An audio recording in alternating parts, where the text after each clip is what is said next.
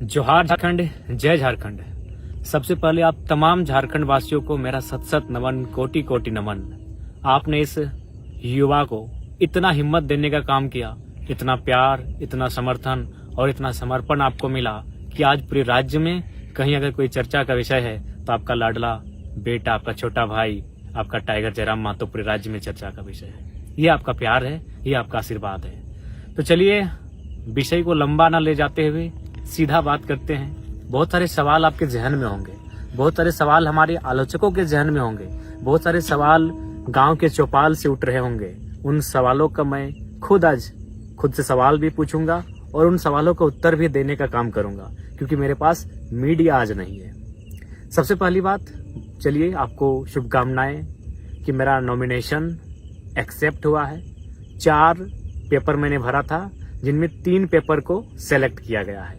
एक र्यूमर आया कि नहीं, अंतिम पेपर को सेलेक्ट किया गया है और 3 पेपर रिजेक्ट हुए हैं, जो कि सत्य नहीं है। 3 पेपर सेलेक्ट हुए हैं, 1 पेपर रिजेक्ट हुआ है। अब रिजेक्ट क्यों हुआ है, थोड़ा सा कारण बता देते हैं कि बहुत सारे लोग कहने लगे कि पढ़े लिखे नौजवान और गलती कर रहे हैं। तो एक बात क्लियर आप जान लीजिए कि नॉमिनेशन फॉर्म वकील भरते हैं, और जो वकील रहे या कोई रहे, सबसे पहले उनका धन्यवाद। कुछ त्रुटियां हो जाती हैं, मानवीय भूल हो जाती हैं। तो समस्या ये थी जिस फॉर्म को रिजेक्ट किया गया कि उसमें हस्ताक्षर यानी नाम, वोटर आईडी का पार्ट नंबर, सीरियल नंबर किन्हीं और का था और हस्ताक्षर किन्हीं और का बाय मिस्टेक इसलिए हुआ था क्योंकि हमने लगभग 2-3 दिनों में 5 बार हम लोगों ने पेपर में केस के सिलसिले में रिजेक्ट किया था, काट-कूट किया था, क्योंकि नया नया केस हमें मिलता जा रहा था और नया नया फॉर्म बनता जा रहा था और बार बार फिर प्रस्तावकों का साइन लेना पड़ता था। तो स्वाभाविक है, बार बार जब चीजें घटित होंगी तो कुछ त्रुटियां आ जाती है। तो खैर फिलहाल 3 पेपर सेलेक्ट है, 1 रिजेक्ट है, डज नॉट मैटर। 1 भी अगर सेलेक्ट होता है तो उसी से लोग चुनाव लड़ते हैं। अब बात करते हैं उस दिन हुआ क्या था। केस के बारे में सब जानना चाहता है, बहुत सारे लोग मेरी जुबान से जानना चाहते हैं कि सच्चाई आखिर है क्या।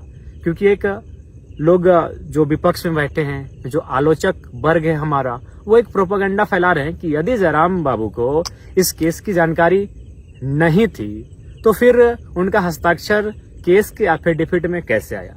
तो सबसे पहले मैं आपको क्लियरली बताना चाहूंगा कि 29 तारीख को जिस दिन मेरा नॉमिनेशन पेपर खरीदा गया, मैं कहाँ था पूरा राज्य जानता है। मैं चतरा में श्रीमान दीपक गुप्ता जी के, जो हमारे दल से हैं, उनका नॉमिनेशन था। यानी मैं दिन भर चतरा में था। मेरा फॉर्म धनबाद में, बोकारो में हमारे साथी खरीद रहे हैं और मैं कहाँ, चतरा में।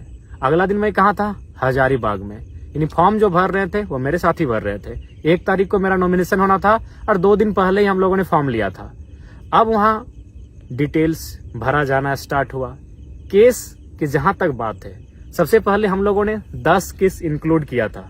यानी 29 तारीख शाम को 4 बजे जब फॉर्म भरना स्टार्ट हुआ तो हमारे साथी, हमारे वकील की टीम के माध्यम से 10 केसों की जानकारी दी गई। लेकिन जैसे ही 30 तारीख को सुबह हजारीबाग मुझे जाना था संजय दा के नॉमिनेशन में, उसी दरमियान मैं गया प्रज्ञा केंद्र। वहां हमारा साथी है, उनसे मिलने गए एक अकाउंट के सिलसिले में। तो हमारे चाचा बैठे हुए थे बगल के पंचायत के, उन्होंने कहा, टाइगर याद है 2015 का केस, उसका क्या स्टेटस है। हम बोले चाचा ये तो केस हम भूल चुके थे। अच्छा कि आप याद दिला दिए, तो क्या स्टेटस है इस केस का, आप ही बताइए। बोला नहीं, उसका नोटिस हमको आया है 107 बन के कि हमको एक दिन उपस्थिति देना है कोर्ट में। तो बोले आपसे रिक्वेस्ट है इस केस के बारे में डिटेल दीजिए। फिर उन्होंने 2015 का केस, जो सड़क जाम का केस था, और उस केस में कोई एक्टिविटी नहीं है, 10 साल पुराना केस हो चुका है लेकिन अभी तक कोई एक्टिविटी नहीं। तो फिर उस केस का डिटेल दिया गया। यानी फिर उस डिटेल को हम व्हाट्सएप के माध्यम से अपनी टीम को भेजे जो मेरा फॉर्म भर रहे थे कि ये केस को इंक्लूड कीजिए, एक नया केस फिर मिला है। यानी वो केस इंक्लूड किया गया। अब केस नंबर 11 हो चुका है। कब हुआ है, संजय दा के नॉमिनेशन में हम जा रहे हैं, यानी दिन के 11 बजे मेरा केस नंबर हो रहा है 11। नॉमिनेशन होता है संजय दा का। हम बिशुनगढ़ आते हैं। संजय दा को कोई भी चाहे तो संजय दा से फोन में बात कर सकते हैं। बिशुनगढ़ जैसे ही हम क्रॉस करते हैं, संजय दा का फोन आता है कि जयराम भाई, नगड़ी थाना की पुलिस आपको डिटेन करने के लिए आई है, आप नॉमिनेशन करेंगे और वे लोग डिटेन कर लेंगे, या फिर आपको नॉमिनेशन करने से पहले डिटेन करेंगे। तो हमने कहा, संजय दा, नगड़ी में मेरा कोई केस ही नहीं है। हम तो आश्चर्यचकित हो गए कि नगड़ी में मेरा कोई केस ही नहीं है। हाँ, मेरा एक केस है 23 मार्च 2023 को विधानसभा घेराव के दौरान है और वो जगन्नाथपुर थाना में है। यानी मेरा नगरी में कोई केस नहीं है। मैंने संजय देव का उन्होंने कहा नहीं आप क्लियर कीजिए, क्योंकि मेरे एक साथी वहां रहते हैं, उन्होंने परफेक्ट सूचना दिया है। यानी नॉमिनेशन मेरा था 1 मई को और रात 8 से 9 बजे 30 अप्रैल को पुलिस के एक पदाधिकारी के माध्यम से उस केस की जानकारी मिली।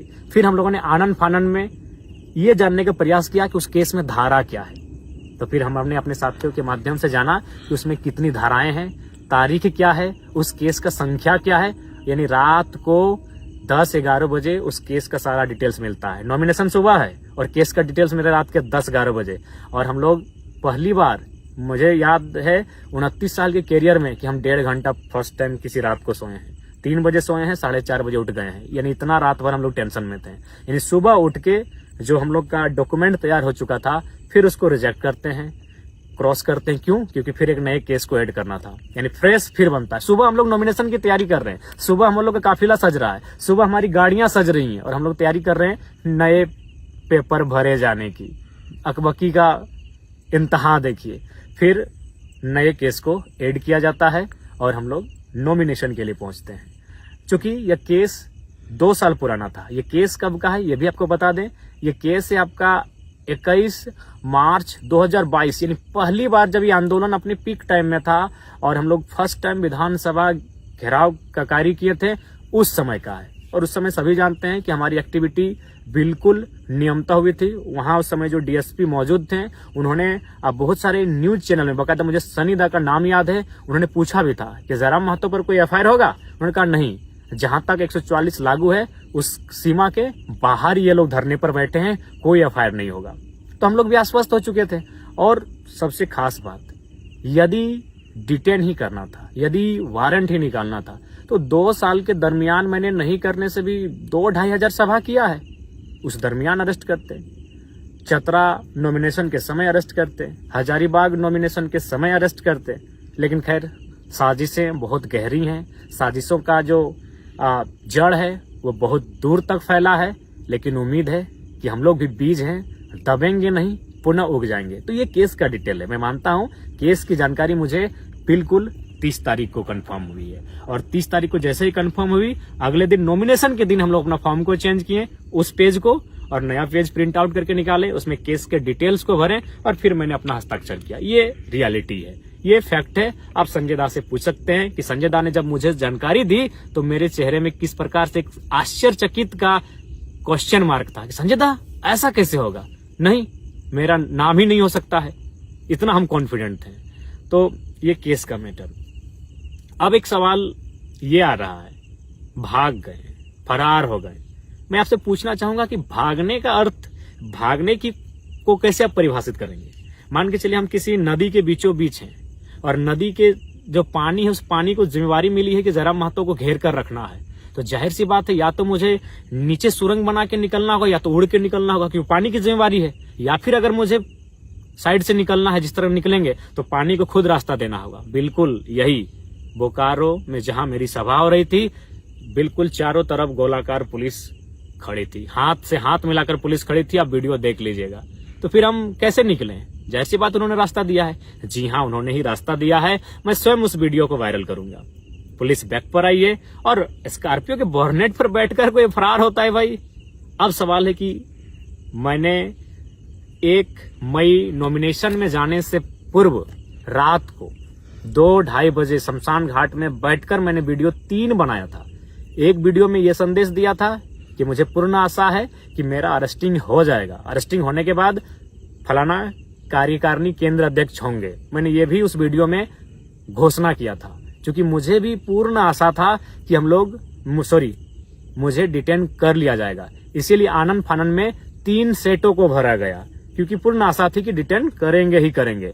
लेकिन वहां तक, डीसी चैम्बर से बाहर निकलने तक मैं बहुत उत्सुक था कि मुझे अरेस्ट करें। उसके बाद सभा तक, संबोधन के बाद तक मेरी इच्छा थी, मेरी दिल्ली इच्छा थी कि प्रशासन मुझे अरेस्ट करे। लेकिन परिस्थितियां वहां बिल्कुल विपरीत थी। परिस्थितियां क्या थी? बहुत सारे लोग पेट्रोल लेकर थे कि आत्मदाह कर लेंगे। बहुत सारे लोग हिंसक और उग्र स्वभाव रूप धारण कर चुके थे। वीडियो फुटेज आप देखे होंगे। यानी मैंने इसलिए वहां से निकलना उचित समझा। मैं निकला हूं, फरार नहीं। मैं बार बार कहूंगा क्योंकि आप मेरा स्टेटमेंट अंतिम क्या था याद होगा कि एसपी साहब माफ कीजिएगा, भीड़ की भावनाओं का सम्मान कीजिए, डिटेन किसी और दिन कीजिए। ये मेरा अंतिम शब्द था कि एसपी साहब माफ कीजिएगा, भीड़ की भावनाओं का सम्मान कीजिए, डिटेन किसी और दिन कीजिए। और हम वहां से निकल गए। कि आज हम घर निकलते हैं, बाद में इस विषय पर बात करेंगे। क्यों 1.5 लाख की भीड़ और पुलिस कितनी थी? 1,500। क्या पुलिस में सामर्थ्य था कि हमें वो डिटेन कर लेते बिना किसी हो हंगामे के, बिना किसी उपद्रव के, बिना किसी मुठभेड़ के? पॉसिबल नहीं था।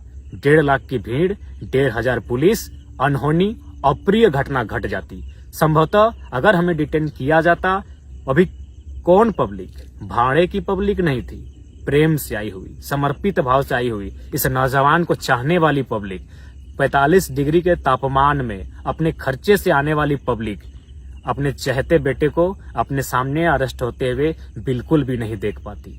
पता नहीं बोकारो का विधि व्यवस्था उस दिन क्या होता, पता नहीं बोकारो की परिस्थिति उस दिन क्या होती। कहीं कुछ अप्रिय हिंसक घटना ना घट जाए, इसलिए मैंने बिल्कुल स्कॉर्पियो के बोर्नेट से कहा कि एसपी साहब माफ कीजिएगा, भीड़ की भावनाओं का सम्मान कीजिए, डिटेन किसी और दिन कीजिए। आप चाहे तो उस सभा में मौजूद तमाम मीडिया रिपोर्टर से पूछे, तमाम पुलिस के पदाधिकारियों से पूछे या जनमानस से पूछे। मेरा यही अंतिम स्टेटमेंट था। क्योंकि आसान नहीं था भीड़ को नियंत्रण कर पाना, आसान नहीं था मुझे वहां से डिटेन करके ले जाना। क्योंकि आप भी जानते हैं, आप हमें पसंद करें या ना करें, मैं ये अपने आलोचकों के लिए और विपक्ष के लिए कहना चाहूंगा, लेकिन ये आपको मानना होगा, आज लोगों के आशीर्वाद ने मुझे झारखंड का जन नेता बनाया है। आज 45 डिग्री के टेम्परेचर में लोग बिना अपना खर्च से गए थे, और आप एनडीए और यूपीए के प्रत्याशी कितने लोग अपनी मर्जी से गए थे और कितने लोग साधन जुटाने के बाद गए थे नामांकन रैली में, ये बताने की आवश्यकता नहीं है। गांव में चर्चा है कि टेम्पो में कई रुपया दिया गया था और बोलेरो वालों को कई रुपया दिया गया था और दिन भर रहने का कई रुपया दिया गया था। ये किसी से छुपा नहीं है। मैं कह रहा हूँ 10%, 15-20% गए होंगे उनके भी रैली में, जो उनके नजदीक के लोग हैं, जो उनके समर्थक हैं, लेकिन मैक्सिमम लोग भाड़े से लेकर गए थे, ये आपको मालूम है। तो ये बिल्कुल परिस्थितियां सामान्य नहीं थी कि हम वहां से डिटेन कर लिए जाते। मैंने यहाँ तक वीडियो आप किसी चैनल में देखिएगा कि डीएसपी साहब से हम कान में बात कर रहे हैं। ये कौन सा तरीका है कि भागने वाला आदमी डीएसपी से ऐसे कान में बात कर रहा हो? हम बोर्नेट पर बैठे हैं और डीएसपी साहब बगल में। हम उनको क्या कह रहे थे कान में पता है? कि सर या तो पिंडराजोड़ा थाना में हमको डिटेन करने का मौका दीजिए या तो पेटरवार में दीजिए। यहाँ से पॉसिबल ही नहीं कि आप हमको पकड़ के ले जाएंगे। यहाँ उपद्रव हो जाएगा, यहाँ अप्रिय घटना घट जाएगी, क्योंकि पब्लिक का मूवमेंट गजब का है। भावनाओं में भी है, आंखों में आंसू भी है और आंखों में अंगारे भी हैं। और मुझे लगता है बोकारो आज जल जाएगा। इसीलिए विधि व्यवस्था को मेंटेन कीजिए, डिटेन किसी और दिन कीजिए। और बिल्कुल स्कॉर्पियो के बोर्नेट से मैं निकला हूँ। उसके बाद फिर मैं नीचे बैठा और निकलते रहा। और बिल्कुल पुलिस चारों तरफ थी भैया। भागना मतलब कि उड़ के जाते तो भागा मानते, नीचे सुरंग बना के जाते तो भागा मानते। चारों तरफ पुलिस है, वहां से हम कैसे पार होंगे? तो किसी ने हाथ छोड़ा होगा अपना, किसी ने रास्ता दिया होगा। हो सके हमारे चाहने वाले ऊपर पुलिस के लोग होंगे, संभावना है। तो हम तो उनके बीच से निकले हैं।